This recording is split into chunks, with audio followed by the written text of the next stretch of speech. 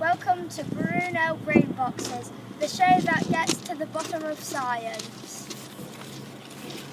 I am Professor Lant and this is Dr. Via.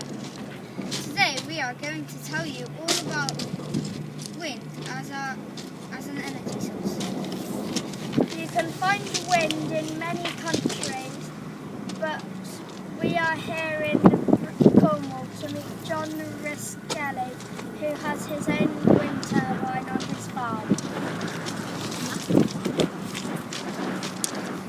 We would like to introduce you to John.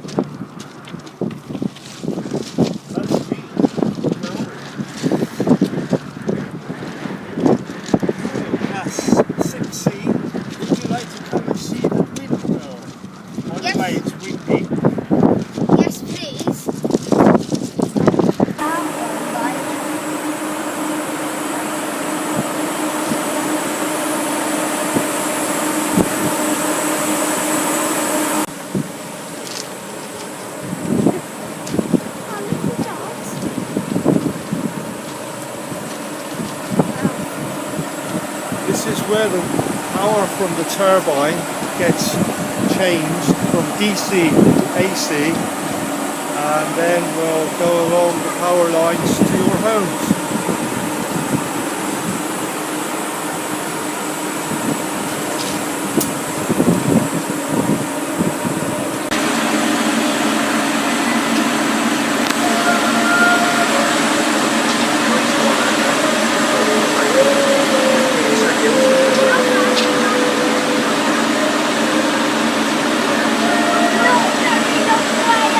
How tall is it and how much does it weigh? Well, it's about 13 meters to the hub where the centaur is, and it's approximately 33 tons in steelwork, this bit here. What stops it from falling over? Well, we've got a big base here of about 11 meters square. It's 2 meters deep, and it's full of concrete and steel bars. That stops it from falling over. The actual weight of the turbine, steelwork, about 33 tons. The concrete mass, somewhere about 280 tons. Did you have to get permission to put it up? Sure did. It took us about 2 months to actually get the planning permission through, and it cost us £2,000. How much did it cost? The whole thing. Right, the whole turbine, the concrete, the cables, the connections to the grid, 280,000 within a few pennies anyway. How much does it cost to look after it every year? That's a good question at this point. We've done 10 months into the year, and we've got a maintenance contract that costs about £3,000 a year. So hopefully that's what it's going to cost per year. How much wind does it take to make the blades go round? Gentle wind, let's say, it would just start at about 3 meters a second, and it would then continue until it got less than 3 meters a second, to which it would stop. That would be 0. How does the windmill make electricity? Well, first you have to have a wind turbine, then you have to have some wind. The wind drives the turbine blades, which puts the power through the shaft to the turbine generator at the end, which makes DC voltage, approximately 600 volts, which then comes down the cables to the inverter cabinet, which changes it into AC, which then goes along the cables to the transformer to put it back onto the grid. Would you like to have a look inside? Yes, please. Okay then, have you got your climbing shoes on? Okay. These are the bolts that fix it to the concrete.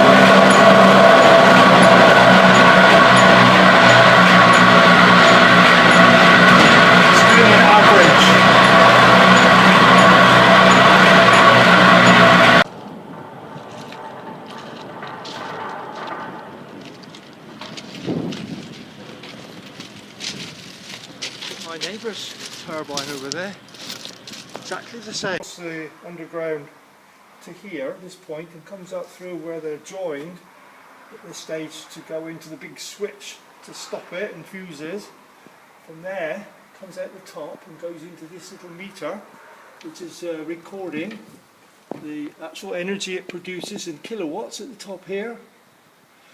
It then goes down the cables into all the switchgear that divides it up into the various parts of the farm and buildings that the power is going to. It then comes out the bottom of here and goes into the main meter which records the difference between what you're producing and what you need to import.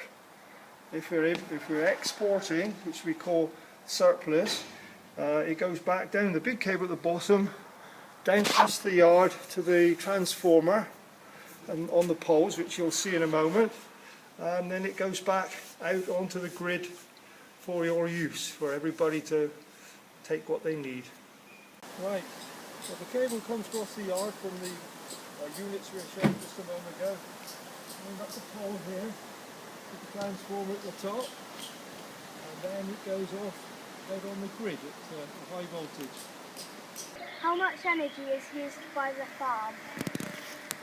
We've had the turbine going for 10 months now, and I would say overall an average of about 30% going into the farm and 70% going down to the grid so far.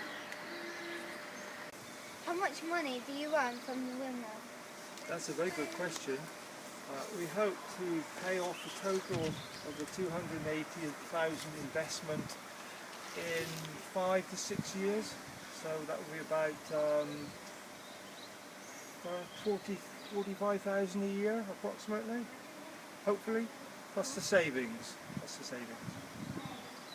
John, what do you think the advantages of wind energy are? We've got a free renewable energy source, so when the wind is blowing, it doesn't cost us anything. It's making power from the turbine blades. That helps to produce power for the farm and the buildings, which is, you can almost calculate it as free, but not quite. And it's quite, well, it's not noisy as people say it is either, so it's got all those advantages. What are the disadvantages?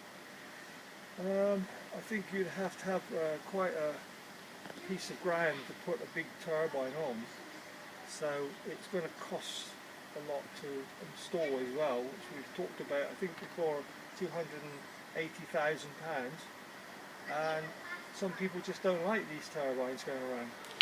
They want electricity, but they don't want to see them in their backyard, so they don't like them. Okay? Have any birds ever flown into it? I've not seen any birds that have flown into it so far. And we have some other turbines at the top of the hill. There's 16 up there, and I've not seen or heard of any being chopped to pieces by the blades, so I would say no to that question. This concludes our investigation into wind as an energy source. Right, okay. We would like to thank John for joining us today and answering all our questions. It's a pleasure. Nice to see you here. Now we're off for a swim. Which one? Back to you, Class 6C.